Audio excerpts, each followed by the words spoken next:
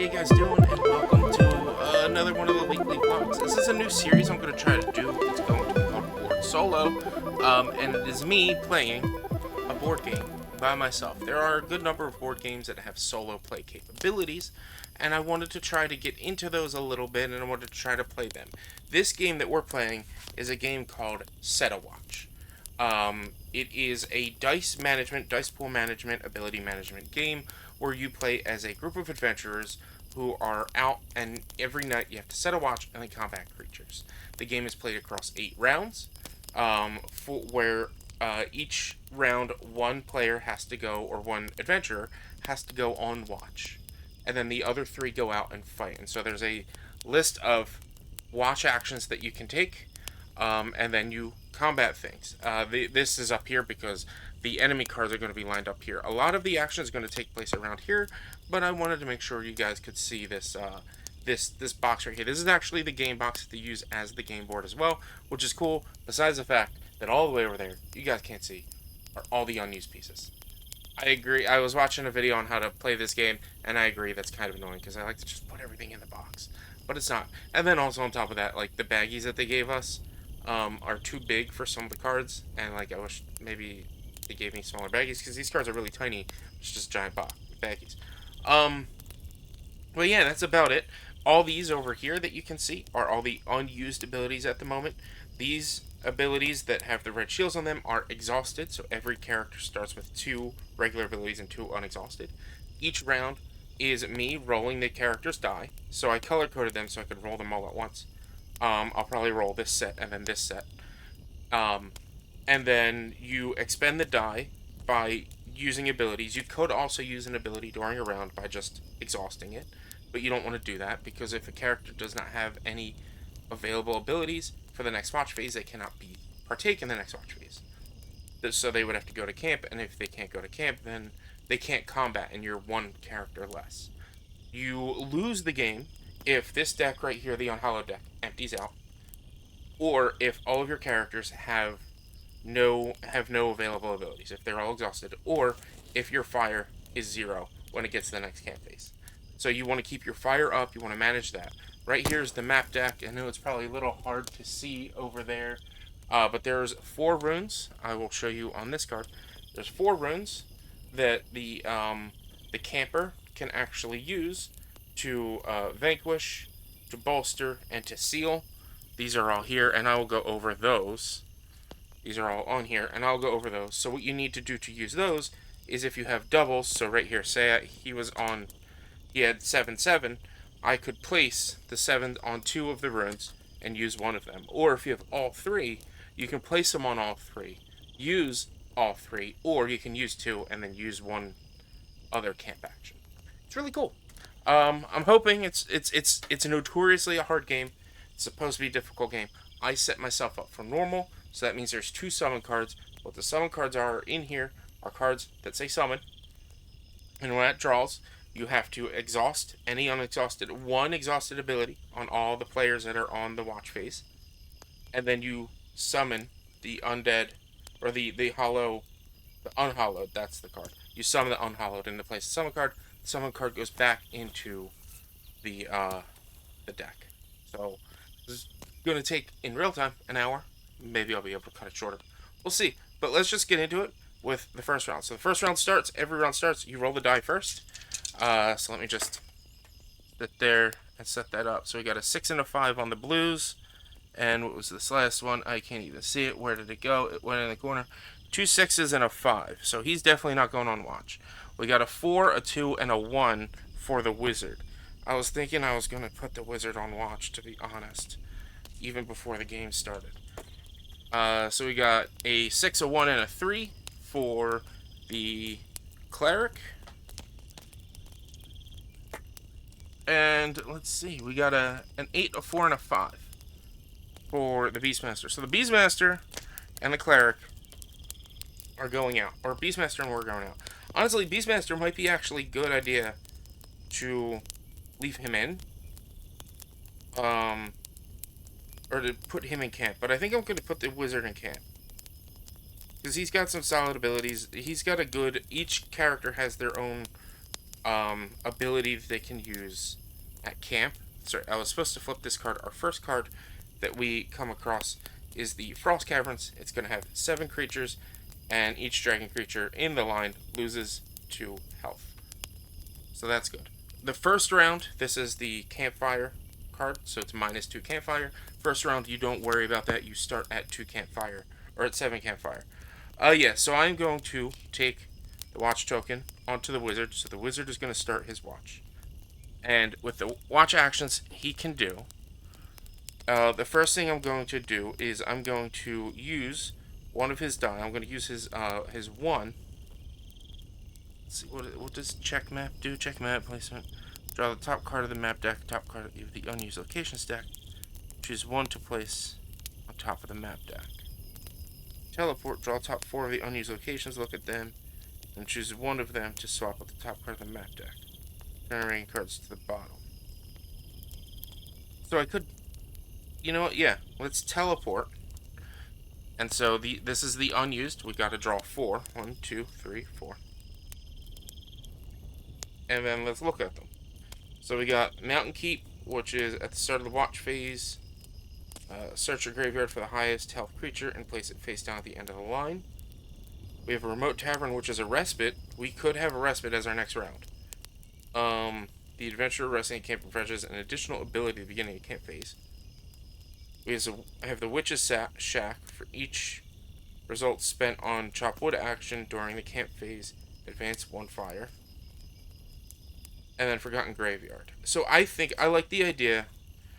We get no fire use, only 5 enemies, and we recover additional abilities. So that means I can actually expend some extra abilities this round and get the Adventurer resting at camp refreshes an additional ability. So whoever I decide to rest at camp next round, I could actually like plan that out now and be like, all right, well, I'm gonna use an extra ability. So I'm gonna use the Remote Tavern, and so it says swap that top card to the map deck, return the remaining cards at the bottom of the unused deck. So we're gonna put that there. I'm not even gonna look at what card we just split out because I don't know. All right, so that was one. That was his 1. And the other 2, we can scout ahead, up to 3, draw and look at the top 2 cards of the creature deck for each card, return it either to the top or bottom of the creature deck. I'm not going to worry about that. Oh, he is taking his watch, so he refreshes. When you take a watch, you refresh 1 at the beginning of the watch. I guess, you know, we could just, and then you could also use your card. You need 6. You need a 6. I don't have a 6, so I actually can't heal. I could swap out abilities. Here's his extra abilities that he has. So currently he can curse, which is a creature that already been direct attacked. The creature is defeated. Choose 2 adjacent revealed creatures for Chaos Blast. In the line, defeat them, and then add a new creature to the end of the line. Then Shock Bolt. Choose a revealed creature with a base health of 8 or less. Defeat that creature. You can also do Illuminate. You may lose 1 fire to reveal the next creature in the line. Limit 3 per round. And Polymorph. Choose a creature in the line and a creature in the graveyard. Swap the 2 creatures. I'm not going to worry about equipping. I'm not going to swap those. I like his abilities. Those are fine. I'm not going to scout ahead. So I'm just going to use my last 2 just to chop some wood. So we can increase it 2 spaces. So we're doing 2 times. 1, 2, 3, 4. So we're at 11 wood. So we're good there. So that ends the wizard's turn. That ends that phase. Now we go into the combat phase. So the Frost Caverns have 7 enemies. So we now draw. And we are at 2 enemies revealed. So we'll reveal the first one, which is a summon, right away. Oh boy. Okay, we'll take care of that in a second. And a Grave Shifter, and then it was 7, so 1, 2, 3. Man, you need so much space for this game. So there's 5 cards right there. Right away, summon. Choose an adventure to immediately exhaust one of their abilities. We're gonna exhaust the Beastmaster's ability. Search a graveyard. For a forest creature to tame, you may spend this creature as a direct attack equal to their health. We're going to exhaust that because there's no creatures in the graveyard right now, so there's no point in really worrying about that. And then we take the top creature from the unhallowed deck. Place that right there at the front of the line. And then boom, summon. So great. Now, we got a lot of good got a lot of good rolls here. We got a lot of low rolls here, and we got some decent rolls here. We don't have a revealed creature, so we can't tame a forest creature right now using his passive once per round, and that's free. Like, we don't even have to pay for that. Banish, choose a revealed unhollow or undead creature, place that creature at the bottom of the creature deck. Ooh, okay. Choose a revealed unhollowed or undead creature. We have an unhollowed, so that's where we're going to start off first. I'm going to use him with his 1 to use Banish.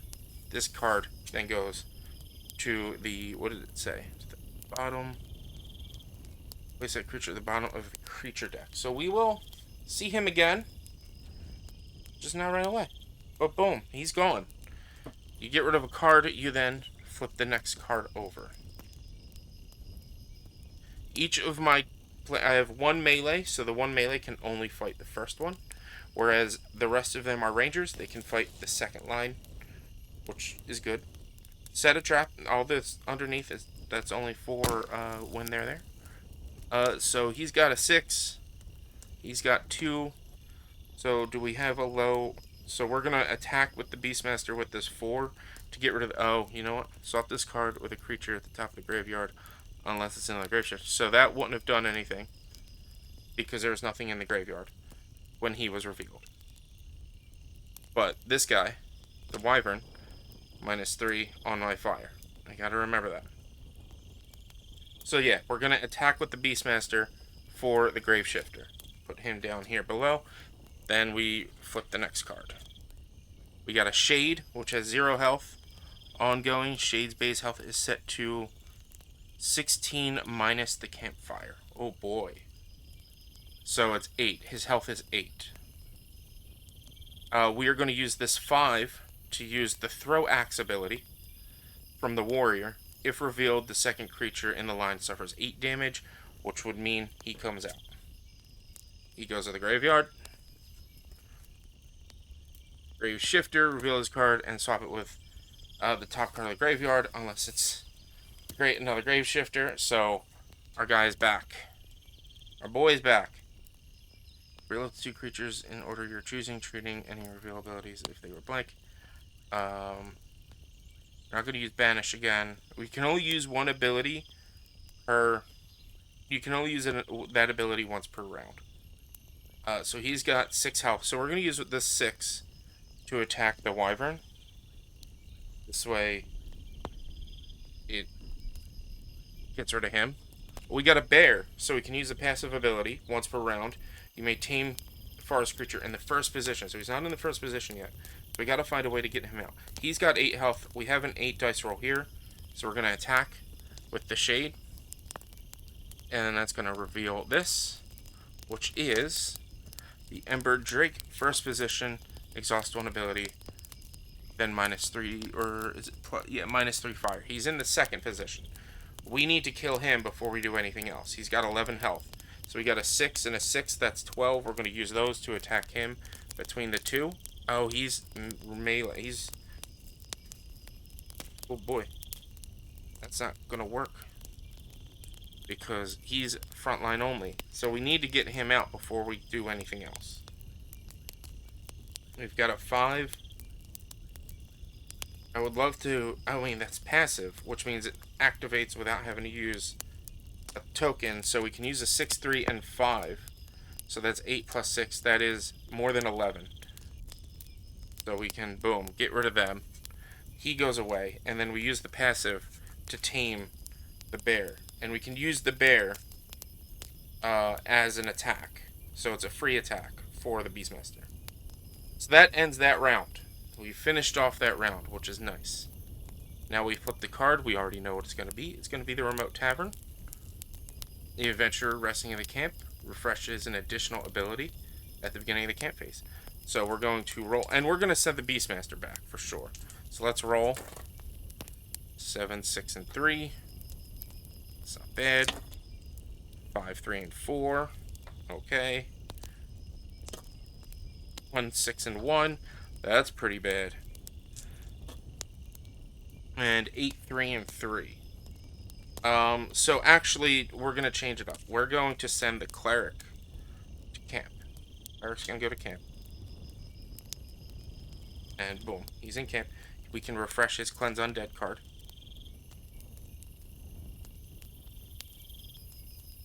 He is going to use his 6 to heal, and you can use that to heal anybody, even somebody who's on watch. And we're going to do the... Oh, wait.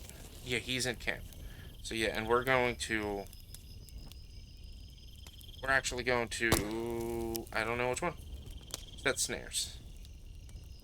We're gonna unexhaust set snares. So, tame creature limit 2.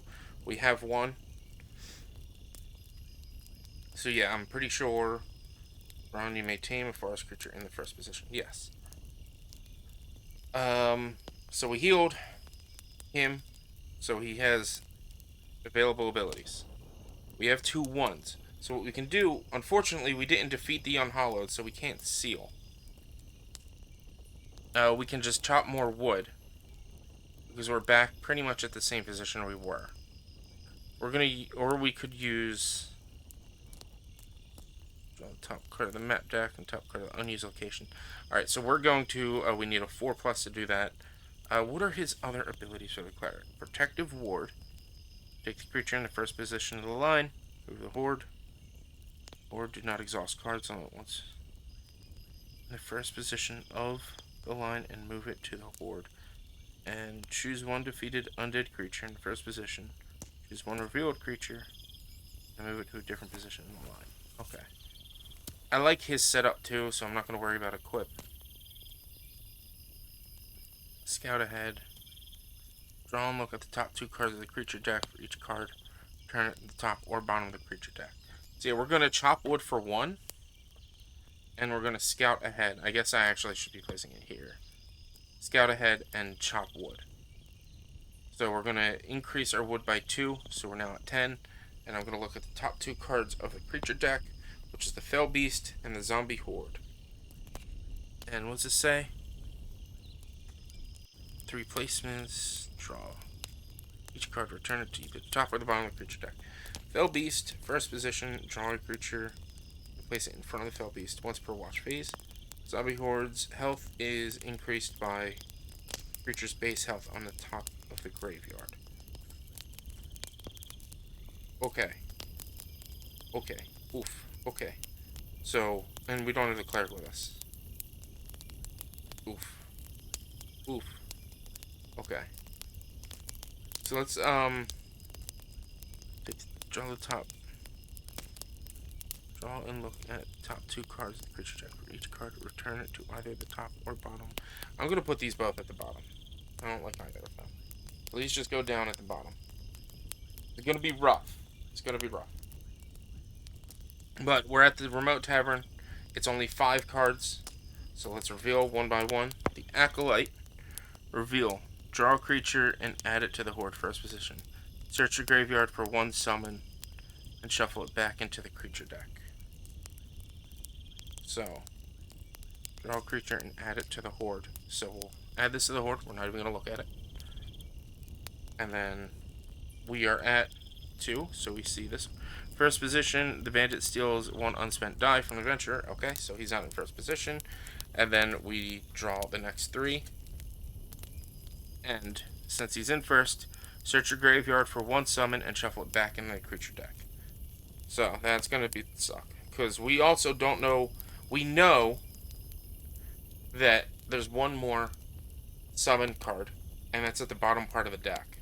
But now we're shuffling this back in, so we don't know where either of the other cards are.